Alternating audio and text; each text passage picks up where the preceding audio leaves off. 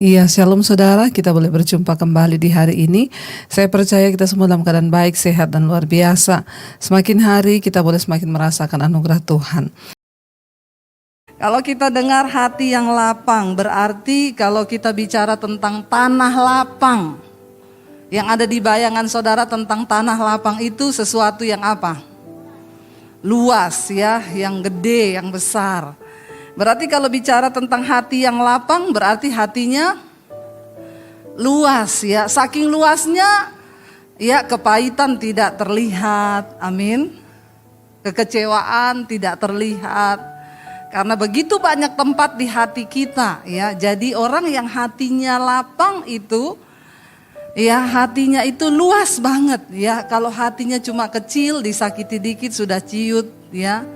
Sudah orang bilang retak ya, terus ya mau diapain lagi. Tetapi kalau kita punya hati yang lapang, hati yang luas itu luar biasa. Nah, hari ini kita akan belajar dari satu tokoh dalam Alkitab yang bernama Salomo. Saya dikasih ayat dari gereja, mari kita buka bersama. 1 Raja-Raja pasal yang keempat. Ayat 29 sampai ayat 34 dulu kita baca ya. 1 Raja-Raja pasal 4 ayat yang ke-29. Sampai ayat 34 ya, kita baca bersama 1, 2, 3. Dan Allah memberikan kepada Salomo hikmat dan pengertian yang amat besar serta akal yang luas seperti dataran pasir di tepi laut. Aduh, kita baca ini aja saudara ya, jangan buru-buru diganti dulu, saya pengen kita melihat. Dan Allah memberikan kepada Salomo hikmat dan pengertian yang amat besar serta akal yang luas seperti dataran pasir di tepi laut. Ya, ini berarti besar sekali saudara. Setiap kita memerlukan hikmat dan pengertian untuk menjalani hidup kita di dunia ini. Supaya kita gak salah pilih, gak salah melakukan, tidak salah ya, mempraktekkan tidak salah. Kenapa? Karena manusia itu banyak salahnya. Waktu udah salah, hidupnya kepleset, hancur, lebur semuanya, sulit untuk memperbaiki. Sehingga kita banyak buang waktu untuk kesalahan-kesalahan yang harusnya gak kita lakukan. Tapi kalau kita diberi sama Tuhan hikmat dan pengertian, maka saya percaya saudara bisa bayangkan aja kalau orang salah menikah. Enggak usah salah yang lain dulu, salah pilih jurusan sekolah masih lumayan lah ya, walaupun ya memang menderita. Tetapi salah menikah itu udah neraka seumur hidup. Iya apa iya? Enggak usah angkat tangan ya. Yang mengalami ya di dalam hati sajalah ya, iya gitu. Iya saudara, bayangkan kita salah menikah itu kita memikul beban seumur hidup dengan pasangan yang salah, yang tidak seimbang. Makanya kita perlu hikmat dan pengertian. Dan Tuhan memberikan itu kepada Salomo, dikatakan yang amat besar. Hikmat dan pengertiannya serta akal yang luas seperti dataran pasir di tepi laut. Ini wow banget saudara, kita semua tentunya mau, nanti kita belajar bagaimana caranya Salomo bisa memperoleh itu. Iya saudara, enggak usah lihat mereka berdua, lihat saya saja.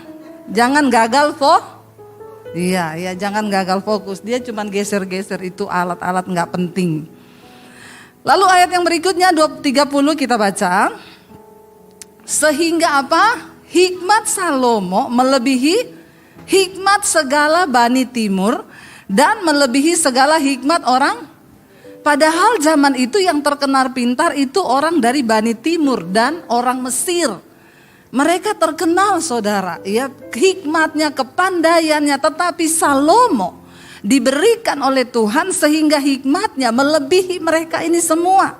Ayat 31, ia lebih bijaksana daripada semua orang, daripada Etan orang Esari, dan daripada Heman, Kalkol, Darda, anak-anak Mahol. Sebab itu ia mendapat nama di antara segala bangsa sekelilingnya. Ya, dia melebihi ini yang disebut orang-orang berhikmat pada zaman itu, zamannya Salomo saudara. Dia melebihi mereka semua, sehingga dia mendapat nama di antara bangsa di sekelilingnya. Ya, lalu kita lihat saudara ayat yang ke-32. Ia mengubah apa?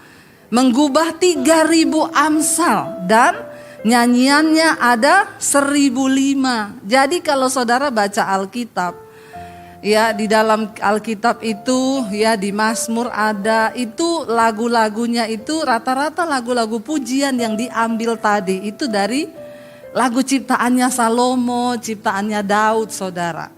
Ya misalnya walau 1.000 rebah di sisiku, kau tetaplah Allah penolongku. Sebenarnya pencipta aslinya bukan Weliard, bukan yang di sini, itu dari Alkitab. Yang menggubah siapa? Ya orang-orang ini termasuk salah satu Salomo. Alkitab mencatat dia menggubah 3.000 amsal dan nyanyian 1.005. Wow enggak saudara? Wow. Dari seorang Salomo, saya percaya saudara juga punya sesuatu yang bisa dipakai Tuhan. Jangan merasa dirimu itu biasa. Engkau punya sesuatu yang luar biasa, yang mungkin hari ini belum tergali. Ketika saya tidak mendekatkan diri dengan Tuhan, sang sumber hikmat itu, mungkin saya juga nggak tahu apa yang saya punya. Tapi ketika saya mendekatkan diri dengan Tuhan, Dia mengobarkan semua karunia yang ada dalam diri saya. Sekarang saya tahu, oh ternyata banyak hal berharga dalam diri saya yang selama ini belum tergali. Salomo dipakai Tuhan ya menggubah 3.000 amsal dan nyanyiannya ada 1.005. Bukan cuma itu, dia bukan cuma menggubah dan membuat amsal, tetapi amsal dan nasihat-nasihatnya itu dicari orang saudara. Lihat ayat yang berikutnya, yuk kita baca. Ayat 33, ia bersajak tentang pohon-pohonan dari pohon aras yang di gunung Libanon sampai kepada hisop yang tumbuh pada dinding batu. Ia berbicara juga tentang hewan dan tentang burung-burung dan tentang binatang melata dan tentang ikan-ikan. Ayat 34. Maka apa di sana? Datanglah orang dari segala, bukan segala RT, bukan segala RW, bukan kelurahan. Tapi Alkitab berkata, datanglah orang dari segala bangsa. Untuk apa saudara ayat ini berkata 34, tolong ditayangkan lagi. Mendengarkan hikmat Salomo dan ia menerima apa? Upeti dari semua raja-raja di bumi yang telah mendengar tentang hikmatnya itu. Wow saudara, Salomo bukan hanya mengeluarkan perkataan hikmat, tetapi raja-raja datang mencari dia untuk mendengar nasihatnya. Pernahkah saudara berpikir bahwa kita juga diciptakan sama dengan Salomo? Apa yang membuatnya berbeda? Ini yang kita mau pelajari sore ini. Kenapa Salomo menjadi orang yang begitu spesial? Ya, dia orang dari segala bangsa datang cari dia untuk mendengarkan hikmat dan pengajaran yang keluar dari mulutnya. Saya bersyukur saudara, saya sama Salomo beda-beda tipis lah. Loh, mengejek kan? Ketawanya mengejek sekarang. Ya. Gini-gini saudara ya, dari bangsa-bangsa ngundang saya Zoom loh. Bu, boleh isi enggak, kita mau mendengar firman yang Ibu sampaikan lewat Zoom. Ya, dari Australia, dari Belanda, dari Amerika, dari berbagai belahan dunia. Ya, tetapi dikatakan di sini raja-raja datang bawa upeti. Saya dapat PK saudara. Loh, hampir mirip kan sama Salomo? Oh, luar biasa kan saudara. Dan saya mau bilang kepada hidupmu sekarang, di dalam dirimu itu juga ada sesuatu yang berharga. Cuma mungkin engkau belum temukan, karena engkau belum tahu caranya bagaimana mendekatkan diri dengan Tuhan. Hanya ketika kita ini mendekatkan diri dengan Tuhan, roh kita dihidupkan, maka kemuliaan Allah sejak awal penciptaan di hidup kita itu akan dimaksimalkan. Katakan amin. Amin saudara, ya tolong kalau nangkep firman itu yes amin gitu. Ya kenapa? Saudara sudah buang waktu datang ke sini, saudara buang ongkos, buang tenaga. Sayang kalau saudara nggak langsung lep amin yes. Rohnya itu hidup menangkap firman. Nah kita akan lihat bagaimana ini bisa terjadi, siapa Salomo dan bagaimana. Mari kita buka 1 Raja-Raja pasal yang ketiga. 1 Raja-Raja pasal yang ketiga, ya ini ayat dari saya, ini tadi dari gereja saudara ya. Jadi itulah tugas hamba Tuhan waktu dikasih jadwal, dikasih ini Bu pelajari tentang ini ya kita pelajari. Kenapa bisa jadi begini, kenapa bisa jadi begitu. Maka kita dapat ayat penuntunnya saudara ya. 1 Raja-Raja pasal yang ketiga ya kita lihat bersama mulai dari ayat yang pertama ya. Baca bersama di sini agak panjang jadi kita bergantian. Lalu Salomo menjadi menantu Fir'aun, raja Mesir. Ia mengambil anak Fir'aun dan membawanya ke kota Daud. Sampai ia selesai mendirikan istananya dan rumah Tuhan dan tembok sekeliling Yerusalem. Ayat 2. Masih mempersembahkan korban di bukit-bukit pengorbanan. Sebab belum ada didirikan rumah Tuhan untuk nama Tuhan sampai pada waktu itu. Jadi saudara ketika masa Salomo menjadi raja pada waktu itu belum didirikan rumah Tuhan. Jadi bangsa Israel menyembah membawa korban itu masih di bukit-bukit, di gunung-gunung saudara ya. Jadi Salomo ini salah satu orang yang masih mempertahankan ya bagaimana ajaran ayahnya Daud. Jadi Salomo ini anaknya Daud. Hitung-hitung hari ini saudara belajar Alkitab. Nanti kalau ditanya Salomo itu anaknya siapa, bingung semuanya. Saya yakin ada yang baru tahu di sini Salomo anaknya Daud. Nggak usah angkat tangan. Karena banyak orang Kristen tuh nggak mengerti firman kadang saudara ya. Jadi ini hitung-hitung kita belajar Alkitab. Ayat yang ketiga berkata begini saudara. Ya, dan Salomo menunjukkan kasihnya kepada Tuhan dengan hidup menurut ketetapan-ketetapan Daud ayahnya. Hanya ia masih mempersembahkan korban sembelihan dan ukupan di bukit-bukit pengorbanan. Ya, baca bersama ayat yang keempat, 1, 2, 3. Pada suatu hari raja pergi ke Gibeon untuk mempersembahkan korban. Sebab disitulah bukit pengorbanan yang paling besar. 1000 korban bakaran dipersembahkan Salomo di atas mezbah itu. Saudara pada waktu itu bait Allah rumah Tuhan belum didirikan. Mereka mempersembahkan korban di atas gunung-gunung. Salomo ini orang yang taat kepada Tuhan, mengikuti jejak ayahnya Daud. Makanya bapak-bapak kalau Anda hari ini hidup menjadi orang benar, maka anakmu akan meniru apa yang kau lakukan. Katakan amin. Tapi kalau saudara sebagai ayah hidup menjadi ayah yang tidak beriman, orang yang tidak takut Tuhan, maka jangan heran keturunanmu juga akan menjadi sama seperti engkau. Kenapa? Karena keteladanan hidup kita berbicara lebih keras daripada teori dan perkataan-perkataan kita. Kalau engkau ingin anakmu membawa contoh bagaimana hidup takut Tuhan, jadilah contoh orang tua yang hidup takut akan Tuhan. Karena anakmu melihat bagaimana hidup orang tuanya. Saya selalu berkata kepada anak-anak saya, apa yang kamu nikmati hari ini semua itu datang dari Tuhan. Karena itu jangan pernah kalian tinggalkan Tuhan. Jangan pernah berhenti melayani Tuhan. Itu adalah panggilan tertinggi dalam kehidupan kita. Saya selalu saksikan kepada anak-anak, mami dan papi sudah malang melintang merasakan bagaimana hidup dalam kesusahan, hidup diberkati Tuhan. Tapi dalam semuanya itu Tuhan tidak pernah meninggalkan.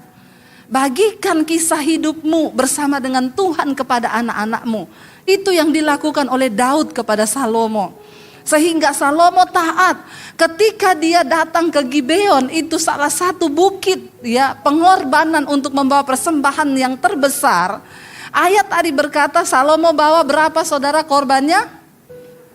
1000 lembu dia korbankan, dipersembahkan kepada Tuhan.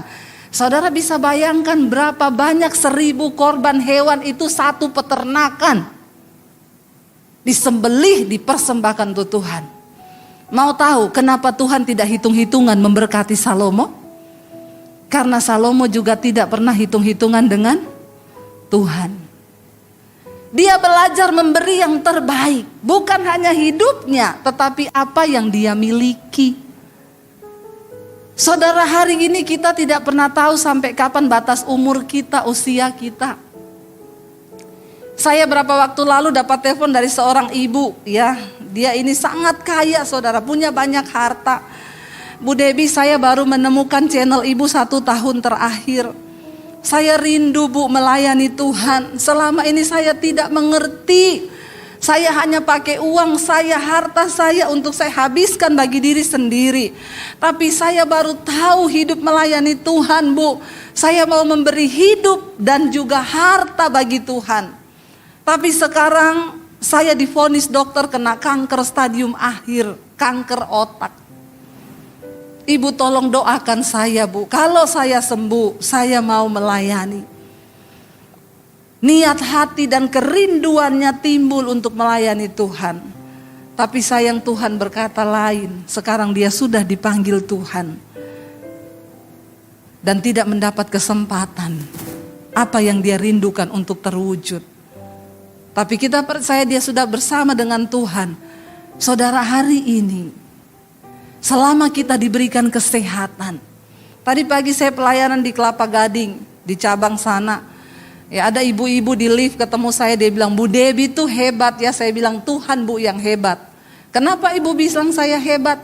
Walaupun sakit, ibu tetap melayani Tuhan. Saya cuma bilang, ibu tahu kenapa saya melakukan itu? Karena Tuhan sudah melakukan lebih banyak dari apa yang kita lakukan. Tuhan melakukan lebih banyak buat kita. Dengan apapun kita gak pernah bisa balas kasihnya buat kita. Karena itu saudara, selama saya masih bisa, cuma kemarin tanggal 14 itu saya benar-benar enggak kuat, saudara. Hari Minggu siang saya masih isi di sini. Waktu masuk itu temperatur saya di depan 37,5. Untung tidak berbunyi itu alat. Saya masih memaksakan karena saya negatif, saya sudah cek memang negatif, hanya kecapean. Saya pelayanan di Sukabumi kena hujan dan memang saya benar-benar kecapean, drop. Ya, lalu saya sudah tidak kuat dan akhirnya mesbah doa tidak tayang 1 kali. Itu saja saya merasa di hati itu, aduh Tuhan ya, kenapa saya nggak bisa melayani di mesbah doa. Ya, besoknya saya bilang, sudah cukup, saya sakit, saya nggak mau berlama-lama Tuhan. Tolong beri saya kekuatan karena memang nggak kuat, saudara, pusing banget, lemes, saya nggak bisa duduk aja ya pusing. Tapi besoknya puji Tuhan, Tuhan udah kasih kekuatan lagi, udah bisa pelayanan lagi. Jangan hitung-hitungan sama Tuhan. Nomor 1, Tuhan melihat ke lapangan hati kita. Waktu kita itu tidak pernah hitung-hitungan sama Tuhan. Waktumu, hidupmu, tenagamu, bahkan apa? Uangmu. Ngomong yang kencang, uang. Ini orang Kristen kalau sudah disuruh ngomong uang nih mulai pelan-pelan. Uang. Ya, saya nggak takut ngomong uang karena saya tidak pernah meminta-minta uang kepada siapapun. Tuhan mencukupi hidup saya. Kenapa saudara? Dari dulu sejak saya juga belum berkelimpahan, saya berkecukupan, cukup ya. Pas mau ini pas ada duit, pas mau ini pas ada duit. Saya terus belajar memberkati. Kemana Tuhan suruh, apa yang Tuhan mau, saya belajar mengalahkan kedagingan saya. Berkorban untuk Tuhan. Salomo tidak hitung-hitungan, dia persembahkan 1000 korban. Ya, kalau mau dipikirkan bisa aja 1, toh Tuhan juga melihat hati. Tapi kenapa? Kelapangan hatinya. Dia gak pernah hitung untung rugi sama Tuhan. Dengar baik, engkau yang mau diberkati hari-hari ini, jangan pernah hitung untung rugi sama Tuhan. Waktu Tuhan suruh engkau menabur, tabur. Mungkin Tuhan suruh engkau tabur di orang yang berkekurangan. Ada saudaramu, ada siapa yang kau temui. Lalu Tuhan gerakkan hatimu untuk menabur, tabur. Dimanapun Tuhan suruh saudara, mulai belajar hari-hari ini. Kenapa? Karena hanya orang yang menaburlah yang akan menuai. Tidak pernah menabur, tidak mungkin menuai. Kenapa Tuhan pelihara? Jangan lihat saya yang sekarang. Bagaimana taburan saya yang dulu, ya dengan air mata bercucuran saudara. Tapi saya mau taat mengikuti karena firman Tuhan itu ya dan amin. Alkitab berkata, teruslah menabur kebaikan. Karena kalau engkau tidak menjadi lelah dan tidak menjadi lemah, maka engkau akan melihat tuaian yang Tuhan sediakan bagimu. Tapi banyak orang belum melihat sudah menjadi lelah, sudah menjadi lemah. Salomo mempersembahkan itu 1000. Coba kita lanjut baca. Akhirnya apa yang terjadi, saudara? Ya, kita lanjut baca ayat yang berikutnya, ayat yang ketiga kalau nggak salah, atau ayat yang keempat sekarang ya. 1 Raja-Raja pasal yang ketiga, pada suatu hari, nah ini ya, mempersembahkan di atas korban ya, 1000 korban bakaran. Lalu ayat yang kelima berkata, ayat yang kelima, di Gibeon itu Tuhan menampakkan diri kepada Salomo dalam mimpi. Tuhan menampakkan diri dalam mimpi pada waktu malam. Kenapa Tuhan menampakkan diri? Karena melihat kelapangan hatinya yang memberi korban persembahan yang begitu besar kepada Tuhan. Lalu Tuhan bilang begini, mintalah apa yang hendak kuberikan kepadamu. Wow enggak saudara? Wow, saudara bisa bayangkan kalau hari ini saudara, siapa ya orang kaya di Indonesia saudara ya? Orang kaya di Indonesia siapa? Ya, bukan crazy rich itu ya. Banyak yang bohong-bohongan itu, crazy. Ya, yang pamer-pamer harta. Siapa? Ya, kita sebutlah siapa orang kaya di Indonesia datang, misalnya nggak usah orang kaya, Pak Jokowi datang terus ngomong ke saudara, apa yang kamu ingin aku berikan kepadamu, minta. Kira-kira saudara seneng nggak? Ini yang ngomong orang yang punya kuasa ya di Indonesia. Dia bisa memberi apa yang saudara minta. Itu baru Bapak Presiden yang ngomong. Apalagi ini yang ngomong siapa?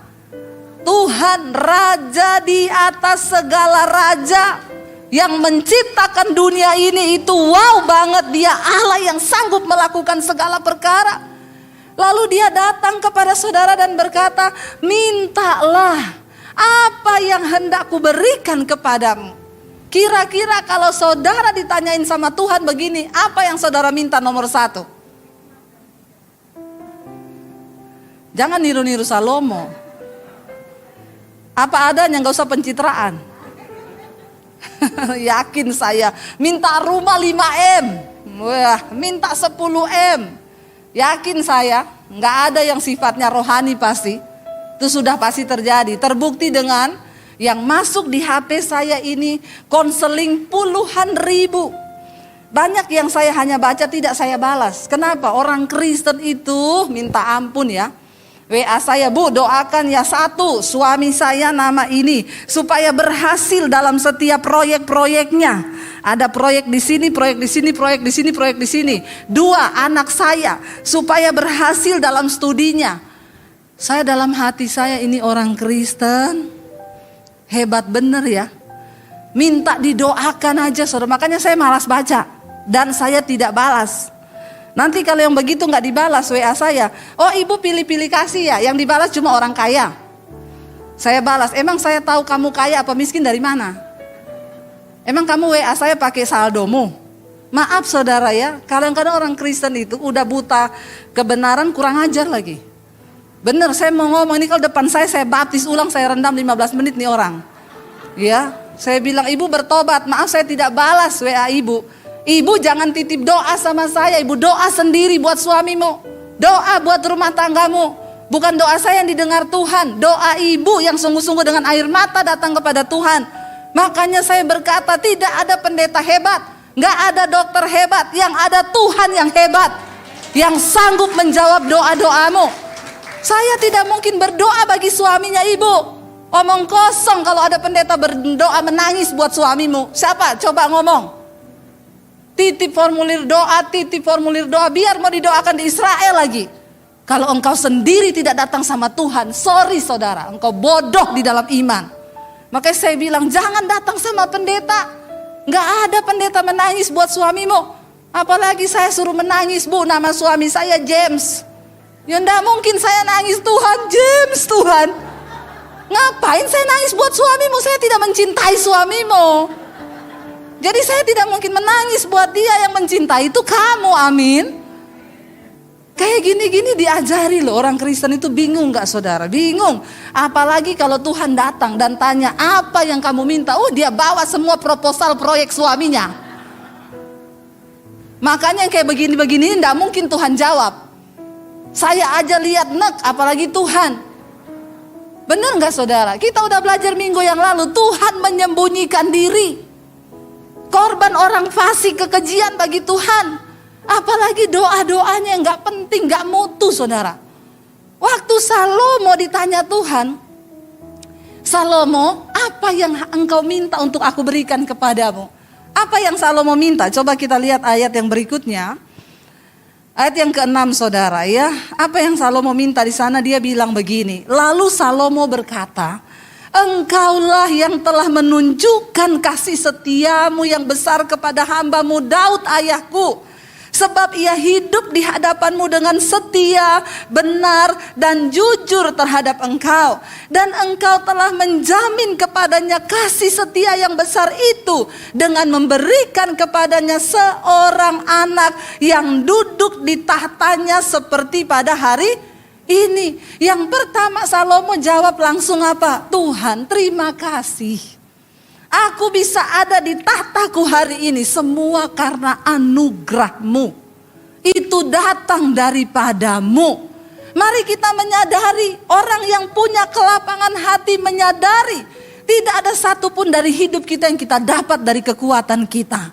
Semua hanya karena kasih karunia Tuhan. Jangan lupa ketika engkau bangun pagi bersyukur, nafas hidup kita pun itu hanya karena anugerah. Kalau bukan karena anugerah kita nggak napas hari ini saudara. Semua karena anugerah Tuhan, makanya nggak ada yang perlu disombongkan. Lalu dia berkata saudara, ayat yang ke-7 dia bilang apa?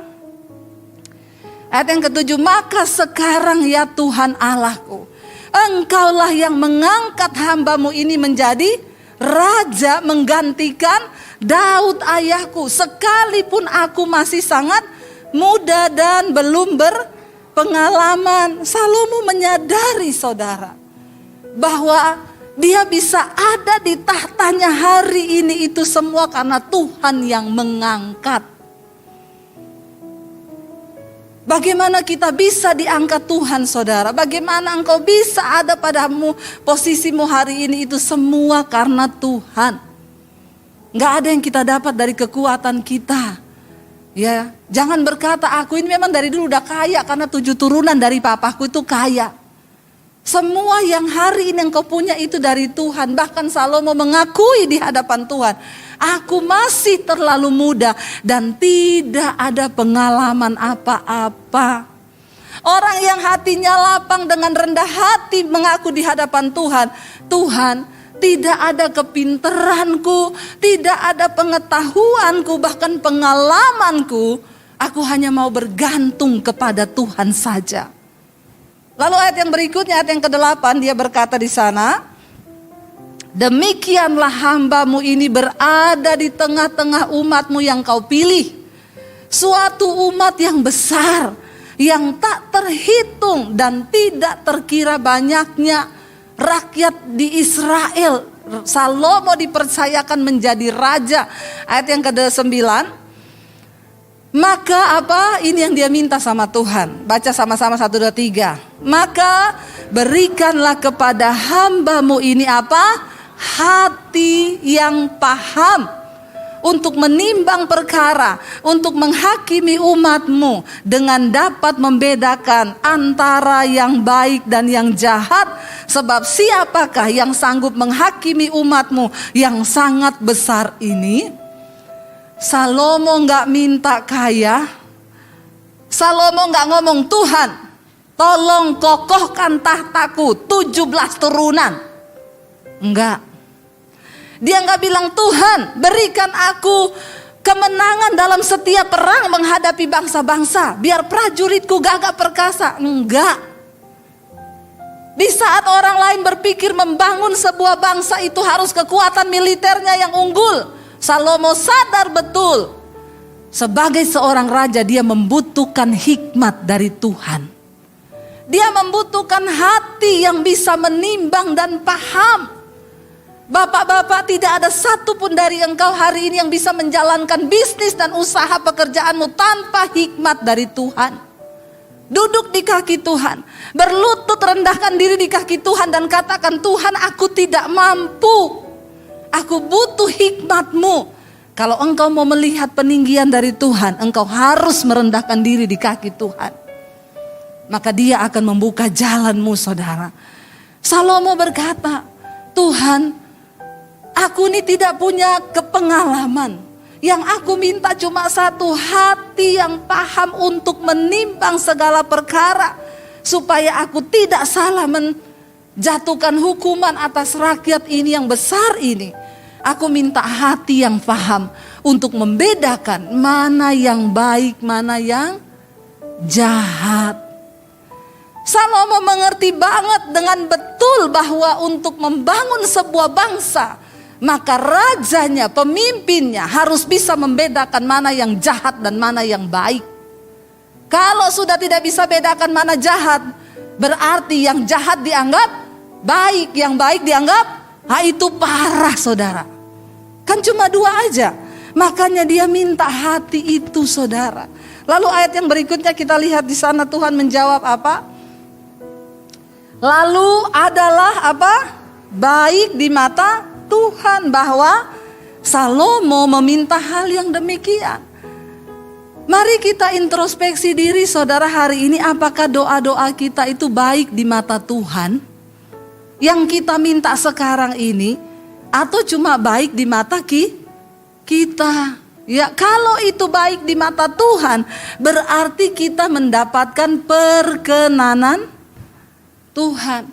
Waktu kita mendapatkan perkenanan Tuhan, itu artinya kita mendapatkan segala-galanya dari Tuhan. Apa yang Tuhan jawab, saudara? Ayat yang ke-11 kita baca bersama di sana. Jadi berfirmanlah Allah kepadanya, oleh karena engkau telah meminta hal yang demikian dan tidak meminta umur panjang atau kekayaan atau nyawa musuhmu, melainkan pengertian untuk memutuskan hukum. Ayat 12, maka sesungguhnya aku melakukan sesuai dengan permintaanmu itu. Ya, sesungguhnya aku memberikan kepadamu hati yang penuh hikmat dan pengertian, sehingga sebelum engkau tidak ada seorang pun seperti engkau, dan sesudah engkau takkan bangkit seorang pun seperti engkau. Wow, saudara. Makanya benar tercatat di Alkitab, tidak ada raja yang menyaingi Salomo hikmatnya dan juga kekayaannya. Salomo adalah raja terkaya, saudara, di Israel.